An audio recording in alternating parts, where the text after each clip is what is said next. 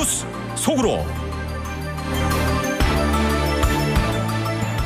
네, 조 바이든 대통령이 어제 백악관에서 어제 오후에 고별 연설을 했습니다.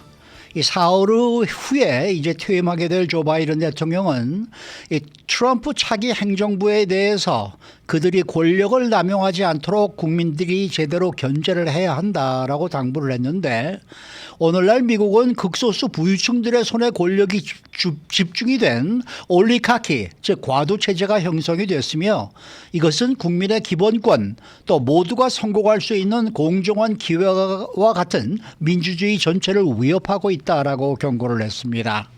자, 봉화식 기자. 안녕하십니까? 네, 이 어제 고별 연설에서 그런대로 뼈가 있는 당부의 말을 남겼네요. 네, 떠나는 바이든 대통령의 마지막 신념이 담긴 그런 연설로 보였는데, 억만장자 정부로 불리우고 있는 도널드 트럼프 차기 행정부가 권력을 남용하지 않도록 국민들이 제대로 견제를 해야 된다, 이렇게 아주 신신당부조로 연설을 했습니다. 백악관의 대국민 고별 연설에서 바이든 대통령이 나를 매우 걱정시키는 것들에 대해 이 나라에 경고를 하고 싶다. 지금 권력이 극소수 최고 부유층의 손에 위험할 정도로 집중이 돼 있고, 그들의 권력 남용을 견제하지 않으면 그 결과가 위험할 것이다. 이렇게 떠나는 사람 입장에서 차기 행정부에 대해서 경고의 그런 메시지를 날렸습니다. 네, 바이든 대통령의 연설이 할 말을 다한 연설이다, 이런 평가를 받고 있는데요. 어떤 점들에 대해서 얘기를 했나요? 오늘날 미국 사회가 지나치게 부와 권력, 영향력을 올리가키, 즉 소수가 권력과 부를 차지하는 독과점 스타일의 과두체제, 올리가키 그룹을 형성을 했는데, 바로 트럼프 행정부를 빗댄 표현이죠. 이 같은 현상이 민주주의 전체 그리고 시민의 기본권, 자유 모두가 성공할 수 있는 공정한 기회를 박탈하고 위협하고 있다고 주장을 한 것입니다. 트럼프 당선자를 포함해서 내각 강요와 참모를 비롯한 행정부 인사 가운데 유독 이번 행정부에 억만장자가 많은 사실을 꼬집은 것인데요. 바이든 대통령은 지금 상황을 19세기의 미국에서 사회적 문제가 됐던 악덕 자본가 로버 베런에 비유를 했는데, 사람들은 자기가 벌 수 있을 만큼 벌 수 있어야 되겠지만 똑같은 규칙에 따라서 경쟁을 해야 되고 공정한 몫의 세금을 내야 된다. 즉 많이 버는 사람이 지금보다 더 많은 세금을 내야 되고 적게 버는 사람은 적게 세금을 내야 된다. 이런 점을 유달리 강조했습니다. 네, 구체적으로 지금 과도 체제가 가장 크게 위협하는 분야가 뭐라고 지금 거론을 한 겁니까? 민주당에서 그동안 강조해왔던 기후 문제를 첫손에 꼽았습니다. 강력한 세력들이, 다시 말해서 공화당 측에서 민주당이 기후 위기를 해결하기 위해서 추진했던 조치를 전부 없애고 권력과 이익이라는 자신들의 이해관계를 위해서 견제받지 않는 영향력을 휘두르고 싶어한다. 그렇기 때문에 미국 국민들이 협박당해서는 안 된다, 이렇게 바이든이 주장을 했습니다. 또 전임 드와이트 아이젠하워 대통령이 퇴임을 하면서 군산 복합체의 위험성에 대해서 경고한 사실을 언급을 했는데요.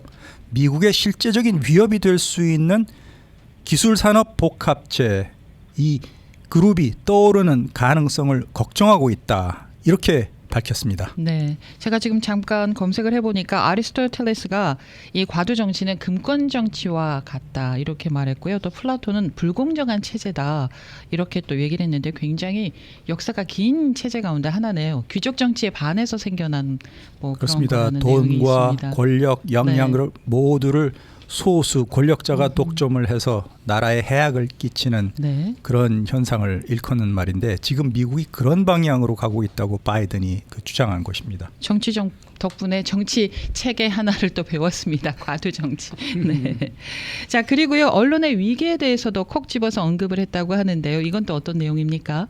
바이든 대통령이 매스컴에 대해서도 언급을 했는데, 미국 사람들은 지금 눈사태처럼 쏟아지는 잘못된 정보, 허위 정보에 파묻히고 있으면서 이게 권력의 남용을 가능하게 하고 있다, 이렇게 경고했습니다. 언론 자유가 무너지고 있고 기자들도 사라지고 있다, 이렇게 강조했는데요. 바이든 대통령은 이어서 소셜미디어가 팩트체크를 포기하고 있다, 권력과 이익을 위해서 하는 거짓말이 진짜인 양 질식을 시키고 있는데 우리들의 아이들과 가족, 민주주의 자체를 권력 남용에서 보호하기 위해서 소셜 미디어 플랫폼들이 가짜 뉴스를 책임지도록 조치해야 된다. 이렇게 역설을 했습니다. 페이스북과 인스타그램을 소유한 메타의 저커버그 최고 경영자가 즉 현재 팩트체크 폐지를 주장했는데 바로 트럼프 차기 대통령의 환심을 사기 위해서 하는 행동에 대해서 기술 산업과 정치 권력이 위험하게 결탁하는 것이다. 이렇게 바이든 대통령이 판단한 것입니다. 그리고 트럼프 당선자의 엄청난 선거 자금을 지원해서 최측근으로 부상한 일론 머스크 테슬라 CEO도 허위 정보를 걸러내는 팩트 체크에 대해서 보수적인 콘텐츠 검열이라 이렇게 주장을 하고 있는데 바이든 행정부의 소셜미디어 규제를 지금 머스크 테슬라 CEO가 뒤집으려고 노력하고 있는 그런 상황입니다. 네. 또 바이든 대통령이 마지막으로 호소한 얘기는 어떤 것들이 있습니까? 바이든 대통령은 미국을 위해서 다음 행정부도 성공하기를 소망한다. 이렇게 강조했습니다. 민주주의를 지키기 위해서는 대통령직, 의회, 법원, 자유롭고 독립된 언론 등 자유사회를 통치하는 데 필요한 제도를 존중해야 된다. 이렇게 당부를 했고요. 그리고 독과점 스타일의 과두체제를 견제하기 위해서 세법을 바꿔서 억만장자가 공정한 세금을 내도록 조치하고 은밀한 정치자금도 끊어야 된다. 이렇게 말했습니다. 이 밖에도 연방대법원 역시 엄격한 윤리 규정을 적용해서 임기를 종신직이 아닌 18년으로 제한을 해야 되고 연방 상원 하원 의원의 재임 기간 동안에는 이 의원들이 정치인들이 개인적인 주식 거래도 금지해야 된다. 이렇게 부탁을 했습니다. 그리고 헌법 개정도 주장을 했는데요. 바이든 대통령은 어느 대통령도 앞으로는 재임 기간 동안에 저지른 범죄를 면죄받지 못한다는 점을 분명하게 해야 된다. 대통령의 권력은 절대적이지 않고 그래서도 안 된다고 법 개정을 촉구했습니다. 트럼프를 겨냥한 말인데요. 보수 우위 연방대법원이 지난해 7월 전직 대통령 재임 중에 공적인 행위에 대해서 형사상 면책특권이 있다고 결정을 해서 트럼프 당선자의 대선 패배 뒤집기 형사 기소 사건에 면죄부를 준 것에 대해서 바이든 대통령이 질책을 한 것입니다. 그리고 바이든 대통령이 마지막으로 50년 공직 생활에서 느낀 점은 사람들의 인성과 인품이 중요하다는 것인데 이제는 여러분들 미국 시민들이 그것을 지킬 차례다. 이렇게 당부하면서 연설을 마쳤습니다. 자기 아들 사면해 준 거에 대해서는 아무런 얘기 없었습니까?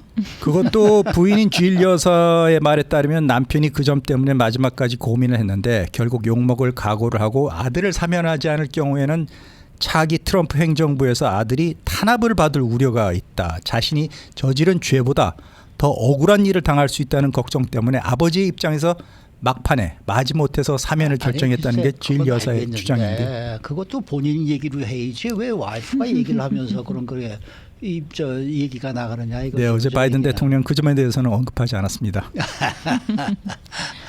자, 다음 소식입니다. 고연봉 화이트칼라 전문직 수요가 굉장히 큰 폭으로 줄었습니다. 그래서 최고 명문대 MBA 출신들조차도 마음에 드는 직장을 구하기가 어렵다. 이런 상황이네요. 과거와는 달리 미국뿐만 아니라 한국에서도 벌어지고 있는 현상이 명문대학을 나왔다고 예전처럼 좋은 직장에 취직해서 많은 연봉을 받고 승진을 거듭할 수 있다. 이런 추세가 지금 꺾이고 있는데요. 미국 최고의 브레인으로 불리고 있는 하버드 경영학 석사 MBA 졸업생들도 지금 구직에 어려움을 겪고 있다고 월스트리트 저널이 보도를 했습니다.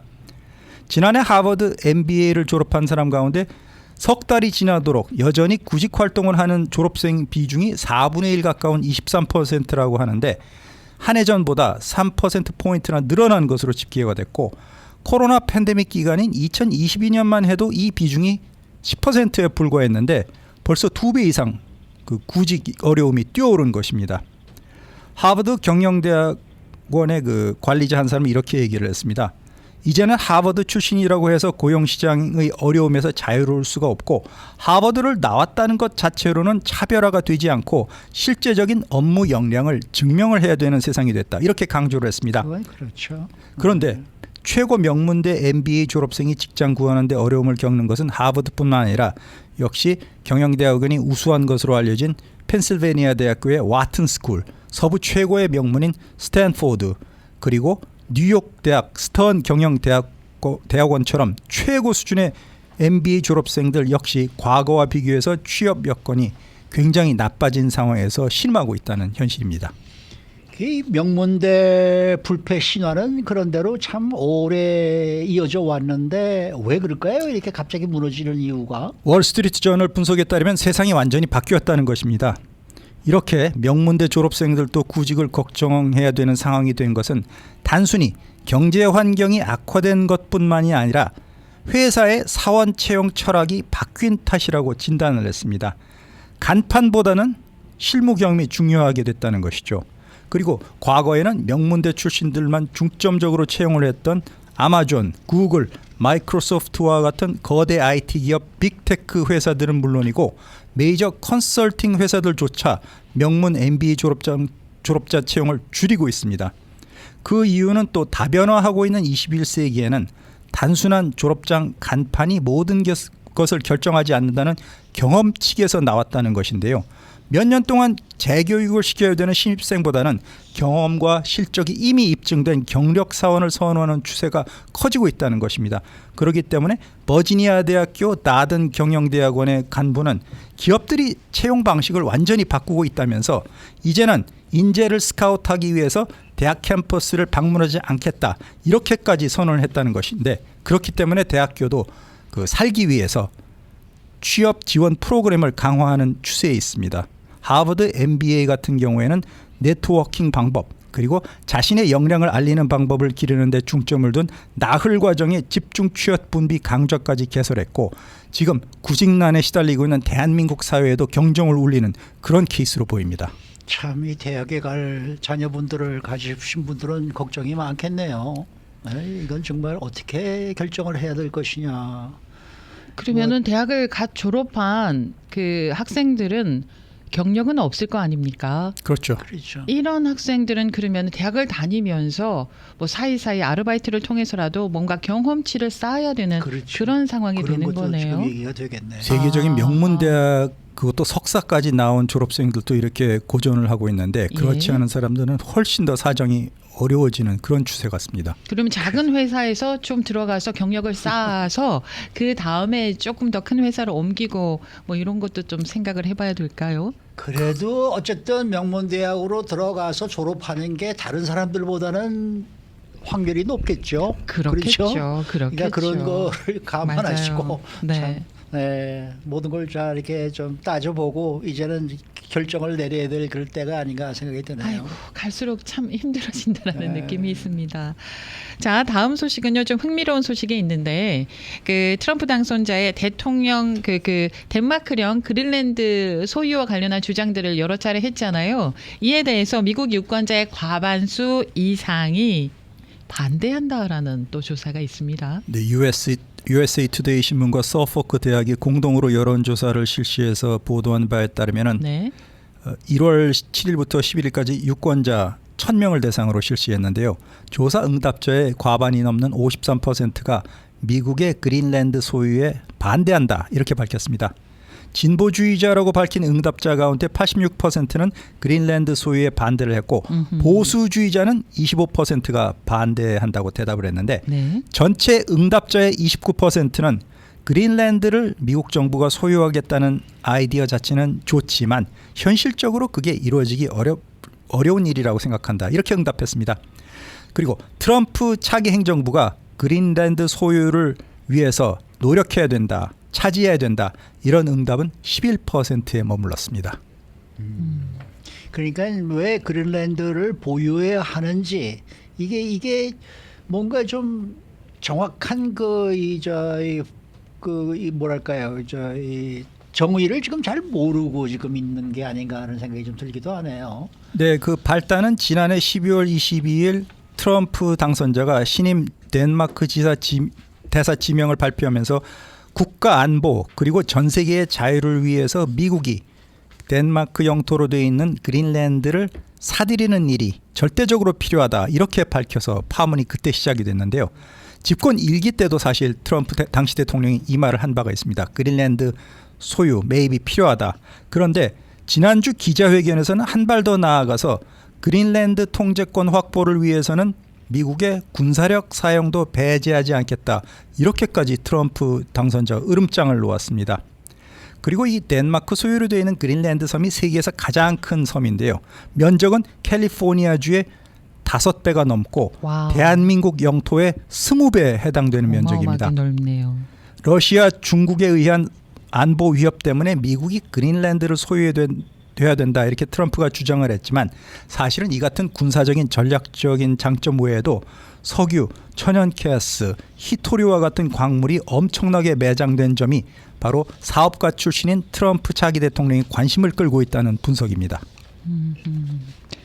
자, 최근에 한국을 비롯한 선진국 대부분이 경쟁적으로 이제 아기를 안 낳고 있습니다. 그래서 출산율이 전 세계적으로 떨어지고 있는데 이게 또 경제 성장을 더디게 하고 있는 원인 가운데 하나가 되잖아요. 그렇습니다. 영국의 파이낸셜 타임스가 보도한 바에 따르면은 이런 경제적 격차를 메우기 위해서 앞으로 생산성을 더 높여야 되고 사람들의 근로 시간도 더 연장이 돼야 된다 이렇게 지적을 했는데요.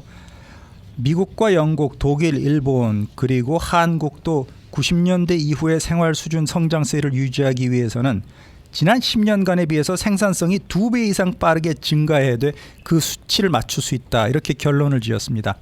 대한민국의 경우에는 여성 한 사람이 평생 낳을 수 있는 자녀 합계 출산율이 세계에서 가장 낮기 때문에 이 같은 성장세를 따라잡기 위한 노력도 다른 나라들보다 훨씬 더 커야 된다는 얘기인데 맥켄지 보고서에 따르면은 이제 세계 인구가 2100년까지 3분의 1 이상 줄어들 것 같은데 한국과 중국은 특히 절반 이상 줄어들 수도 있다는 것입니다. 그렇지만 미국 같은 경우에는 합계 출산율이 인구 규모를 유지하는 데 필요한 2.1명보다는 적지만 워낙 순이민이 매년 많이 전 세계에서 들어오기 때문에 인구 증가는 미국에서는 계속 늘어날 것이라는 그런 전망입니다. 그렇게 뭐 당장 출산율이 올라가기는 어려울 것으로 보이는데 뭐 장기적으로는 해결책이 뭐예요? 그러면은 각국 정부마다 이 주택과 육아 비용이 오르고 젊은 층이 연애를 하지 않고 이런 사회적 요건 때문에 인구 위기를 겪고 있기 때문에 적극적인 그 해결 방안을 위해서 고군분투하고 있습니다.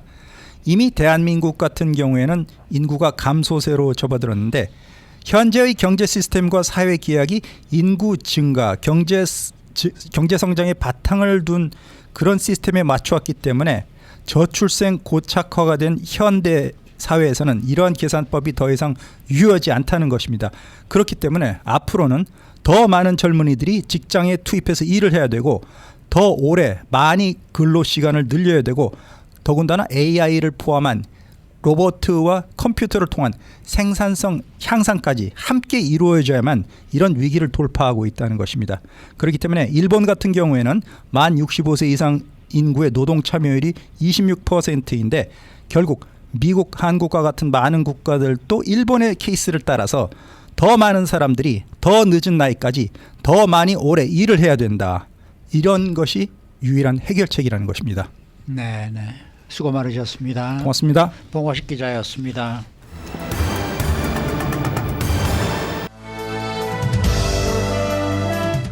인사이드 아메리카.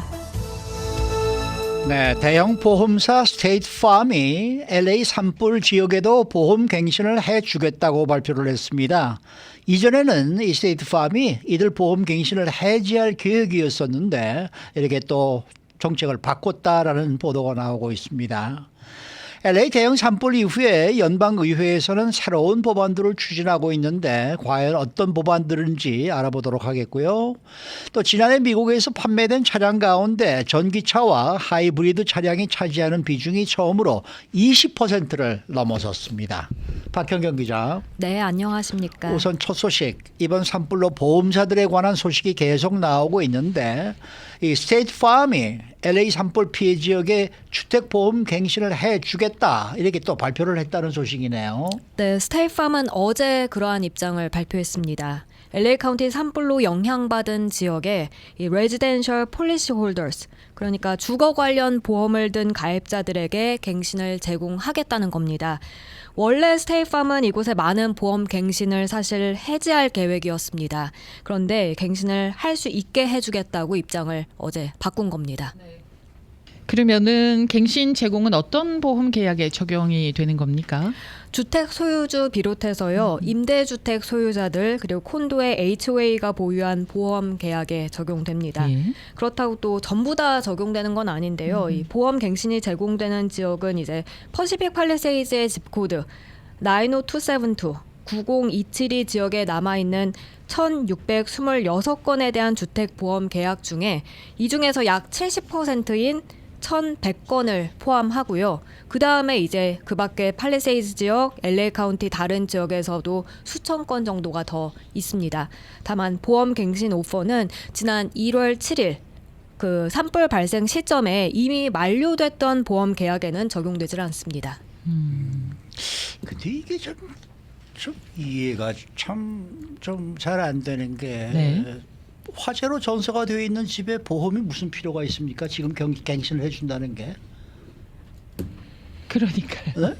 네. 그리고 그러니까 이게 아침에 이 뉴스를 보면서 이게 무슨 소리일까? 이걸 좀 한번 좀 이 보험 하시는 분한테 좀 확실히 좀 여쭤봤으면 좋을 것 같아요. 근데 네. 아니 사실은 그러니까 전소된 주택 말고요. 거기 피해 지역이긴 한데 아. 타지 않은 주택들 있지 아, 않습니까? 타지 않은 네, 그 주택들. 주택들에 대한 아. 보험 갱신을 얘기하는 겁니다. 그거는 제대로 된 얘기네요. 네네. 네. 그 전에는 그 원래 안 하려고 했던 해주겠다고. 데인데 이제는 해주기로 했다. 네, 맞습니다. 그거 좀 욕을 먹어도 좀 싸다라는 생각이 좀 들긴 합니다만 지금이라도 정신을 차렸으니 다행이네요. 그런데 네. 여기 지금 댓글도 달아주신 분이 계시는데 저도 좀 공감하는 게 얼마나 비싸게 갱신해 맞아요. 주려고 하는지 보험료를 올린다, 그 네, 부분에 네. 대해서는 발표하지 않았습니다. 발표하지 않았습니까? 네네. 아, 네. 이 갱신을 거부하려고 했던 보험 계약 상당수가 지금 팰리세이즈 산불 구역이죠.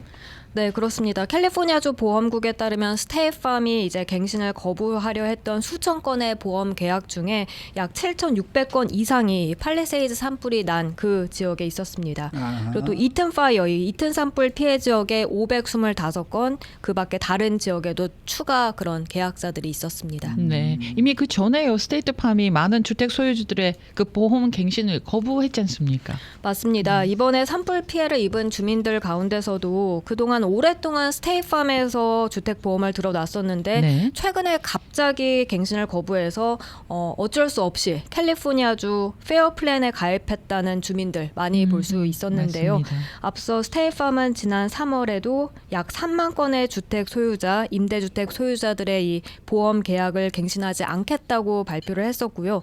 그리고 또 아파트 소유자에 대한 보험 제공도 중단하고 기존에 약 4만 2천 건 계약도 갱신하지 않겠다고 밝힌 적이 있습니다.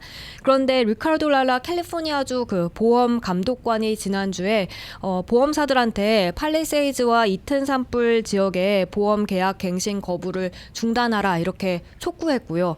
그렇게 해서 어제 스테이팜이 갱신을 제공하겠다라고 발표를 하니까 이 라라 보험 감독관은 이제 그런 입장을 환영한다고 전했습니다. 다른 보험 회사들도 좀 따라서 이게 똑같은 좀 입장 발표가 있었으면 좋겠네요. 네. 자, 다음 소식입니다. 연방 의원들이 LA 산불 발생 이후에 새로운 법안들을 마련하고 있다는 소식입니다. 네, 캘리포니아주를 지역구로 하는 연방 의원들도 지금 이대로는 안 되겠다 하는 생각을 많이 할 수밖에 없었고 새로운 조치를 취해야 한다는 데 의견을 같이 하고 이걸 법안으로 추진하고 있습니다. 이렇게 추진되는 몇몇 법안들 가운데 주요 법안들을 살펴보면요. 첫 번째가 이 Forest Management, 산림 관리하는 그런 부분입니다. 이를 위해서 Fix Our Forest Act, 직역하면 우리의 산림을 정비하자는 법인데요. 환경 규정을 간소화시켜서 산림 규정을 좀 더 빠르게 진행하자는 내용을 골자로 합니다. 또 환경단체의 사소한 소송은 방지시키고 지역사회 예방 노력을 우선시하는 그런 광범위한 조치를 담고 있습니다. 이 법안은 초당적으로 민주공화 양당의 지지를 받고 있습니다. 네. 그러면 그 말은 지금까지 그만큼 산림 관리가 잘 안 됐다라는 뭐 그런 의미도 있는 건가요?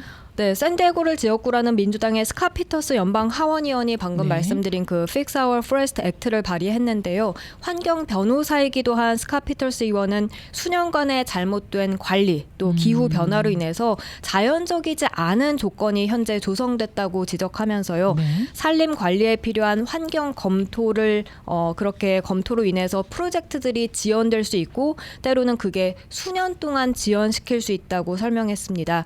그러면서 우리는 그런 절차에 너무 많은 시간을 낭비하고 있다면서 지금은 그럴 시간이 없고 또 그러는 동안 숲은 다 타버린다고 꼬집었습니다. 그렇게 해서 이 법안은 어제 양당의 지지를 받아 상정됐습니다. 그러면은 산림 관리 외에 또 어떤 법안들이 논의가 되고 있는 겁니까? 소방관 채용과 관련한 법안도 있는데요. 이 캘리포니아주 48지구를 지역구라는 공화당 데럴 이사 연방 하원의원이 어제 이른바 Direct Hire to Fight Fire라는 법안을 소개했습니다. 한마디로 연방 소방관 채용을 간소화하는 법안입니다.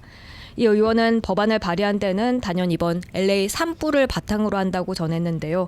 오늘날 용납할 수 없을 정도로 이 소방관 채용 절차가 느리다는 점을 지적했습니다. 그렇게 느린 채용 절차는 산불 화재를 진압하는 데 반드시 필요한 중요한 자리를 채워지지 않게 만들고 있고요. 그러면서 산불은 더 오래 지속될 수밖에 없다고 했습니다. 이어서 모든 자원을 가장 필요한 곳에 투입하기 위해서 이번 법안에서 말하는 것 같은 상식적인 그런 채용 절차가 필요하다고 덧붙였습니다. 네. 자, 그리고 이번 산불 피해자들에게 가장 필요하고 중요한 거 자금 지원일 텐데 피마의 연방 긴급 재난관리청 자금 지원과 관련한 법안도 새로 나왔다고 하더라고요. 네, 그 피마 기금을 늘리자는 겁니다. 네. 이건 에릭 스웨웰 연방 하원의원이 지난 화요일에 법안을 발의한 건데요. 이 법안은 피마가 재난에 대비하는 방식을 변경해서 자금을 늘리고 가장 큰 피해를 입은 지역 신청자에게 우선권을 부여할 것을 촉구하는 내용 담고 있습니다. 그리고 재난 대응 중에 모든 정보 수준에서 수집하는 그런 정보를 통합할 수 있는 중앙 데이터베이스가 필요하다는 점도 꼽았습니다.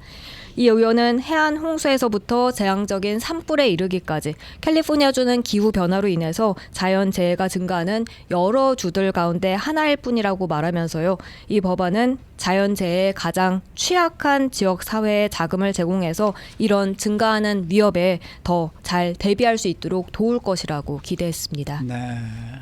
어제 뭐 이 뉴스 로컬 뉴스들 보니까 그 피마가 천막을 치고 이제 새로 오픈을 하지 않았습니까? 네. 그 이렇게 일하는 장면들을 이렇게 보니까 예전에 그 4.19 복종 때 봤던 그 피마 분들이 생각이 나서 상당히 네. 좀 반갑더라고요. 네, 그분들 참 이렇게 꼭 재난이 발생할 때마다 찾아다니면서 이렇게 일을 해주시는데 아 정말 그 굉장히 고마운 분들이시죠. 그렇죠. 네, 네.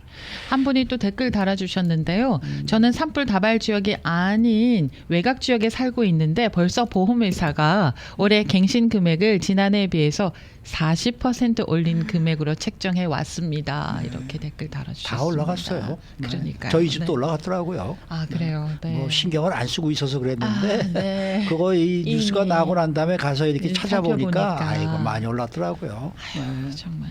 네. 자 마지막 소식입니다. 지난해 미국에 판매된 차량 가운데 전기 그리고 하이브리드 차량의 비중이 이 처음으로 20%를 넘어섰다고요. 네, 20.2%에 달했습니다. 자동차 시장 조사업체 모터 인텔리전스에 따르면 지난해 미국에서 판매된 차량 중에 Electrified Vehicle, 여기엔 이제 전기차와 하이브리드가 다 포함되는데 이게 모두 320만 대 판매됐습니다. 이 가운데 하이브리드, 여기엔 플러그인 하이브리드까지 다 포함시켜서 이 차량이 190만 대 판매됐고요. All Electric Vehicle, 완전한 전기차는 130만 대 팔렸습니다. 네, 그 얘기는 가솔린 또 디젤 내연기관 차량 판매 비중은 그만큼 줄었다라는 뜻이 되는 건가요? 네, 사상 처음으로 전체 80%를 밑돌았습니다. 와, 예. 정확하게는 79.8% 판매율을 나타냈습니다. 네. 전기차 판매량은 아무래도 테슬라가 아직도 1등인가요? 네, 그렇긴 합니다만 아. 갈수록 경쟁이 치열해지고 있는 건 분명합니다. 예. 지난해 판매된 전기차 중 테슬라가 차지하는 비중 49%로 압도적인 점유율 차지하고 있긴 한데요. 뒤이어서 현대차와 기아차가 9.3%로 점유율 2위고요. 이어서 GM, 포드, 그리고 BMW 순이었습니다. 한편 도널드 트럼프 대통령 당선인이 그 전기차 구매 보조금을 폐지하거나 축소하겠다라고 예고했는데 그렇게 해서 올해 미국 내 전기차 판매 상황은 어떻게 될지 그건 불확실하다고 CNBC는 평가했습니다. 네, 네. 수고 많으셨습니다. 감사합니다. 박현경 기자였습니다.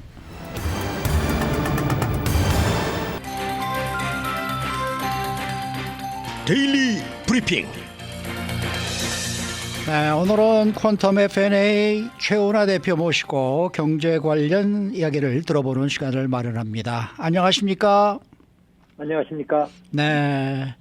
자, 대표님, 이번 주에 많은 경제 지표들이 발표가 됐습니다. PPI, CPI, 그리고 오늘은 또 지난 12월에 소매 판매, 그리고 또 이번 주, 지난주죠. 신규 실업수당 청구 건수, 이렇게 여러 가지 지표들이 발표가 됐는데, 이 지표들을 감안했을 때 지난 한 주에 이 경제 지표를 보시고 난 다음에 어떤 이야기를 해 주실 수 있으신지요? 네, 종합적으로 얘기하면은 지금 미국 경제는 계속 그 모멘텀, 그러니까는 흐르는 방향이 상당히 잘 가고 있다 이렇게 잘 가고 있다. 총평을 할 수 있고요. 네. 그리고 이 추세가 아마 이제 이번 달 말에 1차 발표되는 작년도 4분기 9월부터 10월부터 12월까지의 그 경제 성장률도 예상보다 높을 수 있다. 그러면 이제 전반적으로 2024년은 상당히 좋은 실적을 가지고 이제 마감한 한 해가 될 것이다. 이렇게 볼 수 있겠습니다. 네. 그런데 소매 판매가 조금 올랐다라는 그런 느낌인데 그래도 괜찮은 겁니까? 올랐다라는 느낌이라는 게 무슨 말씀이신가요? 그러니까 0.4%가 지금 올랐다. 그런데 지난 1년 전보다 약 한 3.9%가 올랐다. 그런데 이게 네네. 전문가들의 전망치보다 조금 좀 상회했다. 이런 얘기가 나오던데 그렇지 않습니까? 네, 전문가들의 예상치보다는 이제 이번 12월은 조금 낮았어요. 낮았지만 그래도 괜찮았다는 거고요. 네. 그리고 이제 11월이 무려 0.8%가 올랐었어요. 네네네. 근데 이런 것도 역시 추세를 봐야 되는데 이제 추세를 보게 되면은 미국의 소매 판매도 잘 되고 있다. 근데 소매 판매는 전체 소비에서 이제 차지하는 비중 중에 주로 제조업 부문이 소매 판매죠. 그래서 이제 서비스 부문까지 다 포함한 소비가 얼마가 될 것이냐는 이제 월말 계통에 정도에 나오는데 그때 보시게 되면은 소매 판매가 늘어난 거 이상으로 잘 될 수 있다라고 이제 보고 있기 때문에 현재 그 미국 경제의 3분의 2를 차지하는 소비 시장은 아주 그 견고하게 움직이고 있다. 이렇게 보시면 될 것 같습니다. 자, 그런데요. 앞으로 이제 트럼프 대통령이 취임을 하면 관세 정책, 또 불법 이민자 추방, 또 지금 재정 적자가 워낙 또 큽니다. 이렇게 됐을 때 경제에 이게 해가 되지 않을까 이런 얘기들도 많이 나오고 있는데요. 이거 어떻게 분석해야 되겠습니까? 네, 그게 참 이제 정치가 이제 경제에 어떤 관계를 갖느냐는 게 참 많은 경제학자들, 정치학자들에 따라서 의견이 이제 다르기 때문에 어떤 결론을 내릴 수는 없는데요. 네. 자, 지금 같은 상황을 저희가 한번 좋은 타이밍이에요. 한번 분석해 볼 수 있는 좋은 타이밍인 게 뭐냐면, 새로운 대통령이 들어서면 그 전임 대통령 시절을 어떻게 평가를 하느냐는 문제가 있어요. 그런데 전임 대통령 시절을 깎아내리면 새로운 들어서는 행정부 대통령이 잘한다 이렇게 보는 시각이 있을 수가 있겠고, 전임 대통령 시절에 잘한 것은 잘했다. 그러면 우리가 이런 부분은 계속 이어가고 조금 개선할 부분을 찾자 이런 방법이 있을 거 아니겠어요? 네. 근데 이제 트럼프 대통령이 갖고 있는 그 1기 때 나타나는 현상과 2기 때 나타나는 현상을 이제 보면은 트럼프 대통령 쪽에서 얘기하는 부분 중에 경제정책 부분에 있어서는 상당히 좀 비판적이죠. 전임 정권에 그렇죠. 대해서. 예. 그리고 이 비판적인 것에 멈추질 않고 이 기조를 다 바꾸겠다라는 이제 그런 생각들을 많이 비추고 있어서 자, 이렇게 되면 이제 현재 상태로 상당히 이제 그 경제계에서는 그 예측이 어려운 게 왜 어렵냐면은 현재 경제가 괜찮지 않느냐? 그럼 괜찮다. 그럼 여기서 이것을 크게 변화를 시키는 게 과연 잘하는 거냐라는 의문이 생기는 거예요. 그렇죠. 네, 여기서 과연 지금 소비도 괜찮고 뭐 경제 성장도 괜찮은데 굳이 더 감세를 해야 될 필요가 뭐가 있느냐 이런 이제 질문이 생기는 거고요. 그 다음에 이제 이민자 문제만 해도 그래요. 어떤 그 영어로 얘기하면 스테러스 코어라는 단어가 있죠. 그러니까 현재의 상황이에요. 현재 이미 발생한 상황. 이것을 그대로 놔둔다는 것은 뭐냐면 현재의 이민자들이 불법이건 뭐 합법적인 건 상관없이 현재 미국 경제 체제에 이미 통합되어 있는 거거든요. 그런데 앞으로 들어올 이민자에 대해서 조금 더 강경 정책을 쓰겠다 아니면 좀 완화 정책을 쓰겠다 하는 그 부분하고 현재 미국 사회에 들어와서 이미 자리를 잡고 있는 이민 사회를 건드리겠다는 것하고는 또 차원이 다른 문제예요. 네. 그래서 이제 이 부분도 과연 지금 현재 스테러스 코, 현재 상태가 뭐 특별히 문제가 없는데 왜냐하면 지금 현재 미국 사회적인 문제를 봤을 때 굳이 이민자, 특히 불법 이민자라고 추정되는 사람들 때문에 미국 사회가 문제가 많은 현상이 나타나고 있느냐 이런 보도가 없잖아요. 네. 근데 이것을 굳이 이제 하겠다 하는 것은 그 어떻게 보면 약간 좀 지나친 감이 있지 않느냐 이제 이런 평가도 나오고 있어서 자, 이민 정책을 실시하게 되면은 이런 부분이 생기죠. 지금 저소득층이 일하는 그러니까 저숙련 일들이 거의 대부분 그 이민자들이 차지하는 경우가 많죠. 이런데 이제 이런 부분의 노동력을 어떻게 할 것이냐. 그러면 그 부분을 정상 가격의 그 합법자들 또는 이제 미국에 그 원래 살고 있던 사람들에게 넘기게 되면 어떻게 되냐.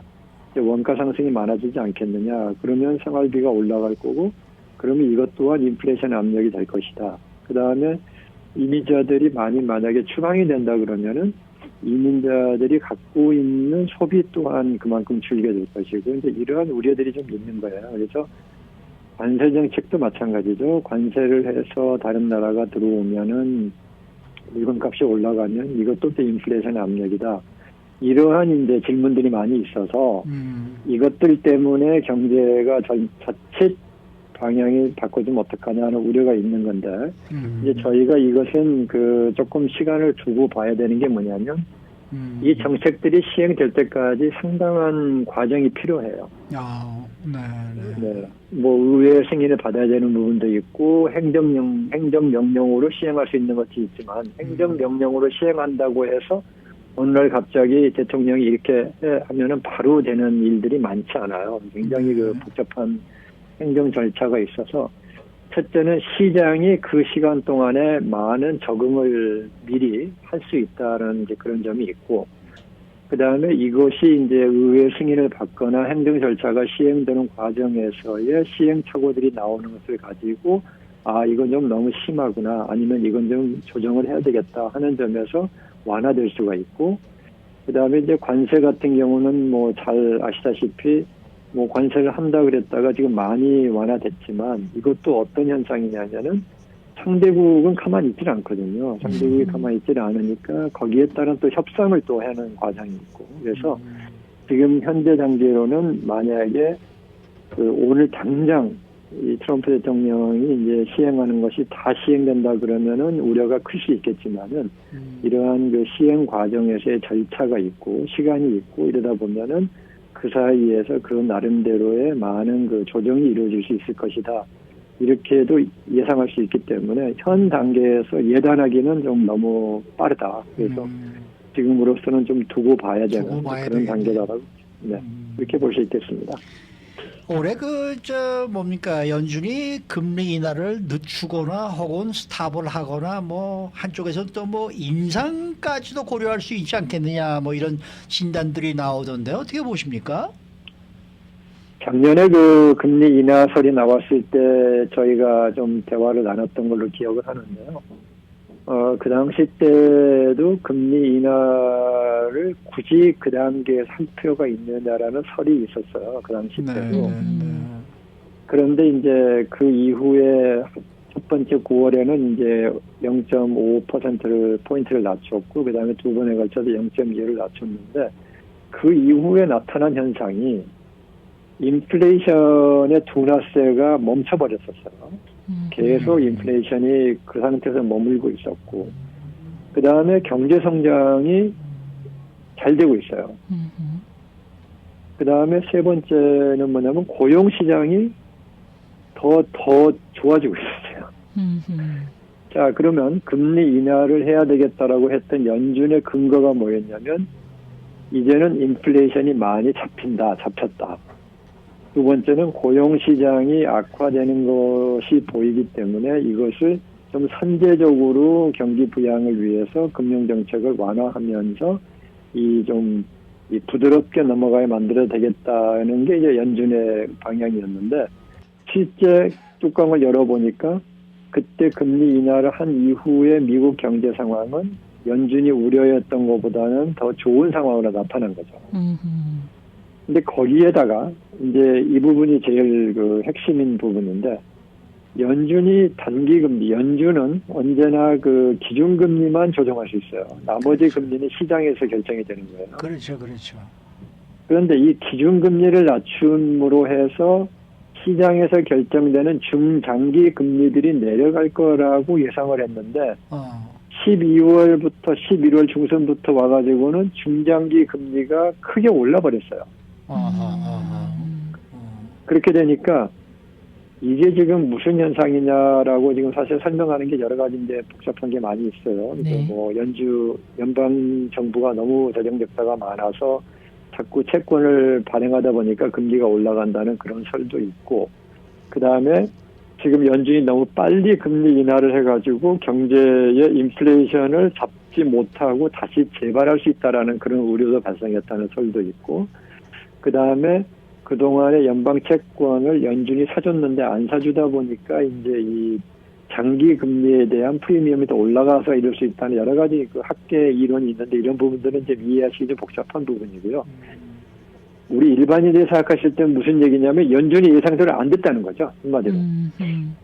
그러니까 지금 연준의 입장에서는 이걸 어떻게 해야 되느냐 하는 건데 연준이 지금 금년도에 원래 작년에 금리 인하를 시작할 당시에는 올해 2025년도에 4번에 걸친 인하를 예상을 하고 있었는데 맞아, 그랬어요. 12월에 2번으로 낮춰져 버렸죠, 예상이. 그런데 지금 그 이후에 나온 또 지표들을 지금 계속 보면은 이것도 좀 많은 거 아닌가, 0.25를 2번 낮추는 것도 많은 게 아닌가라는 그런 이 의견들이 나오고 있어요. 그래서 지금 시장의 그 확률을 보시면은 금리 인하가 이번 1월에는 거의 뭐 없다시피 해요. 그 확률이. 그리고 3월에도 지금 한 30%에서 40% 정도 내릴 것이다라는 정도의 확률이 나오고 있는데 재미있는 것은 금년 중에 금리를 올릴 것이다라는 기대치가 지금 한 15% 정도 나오고 있어요.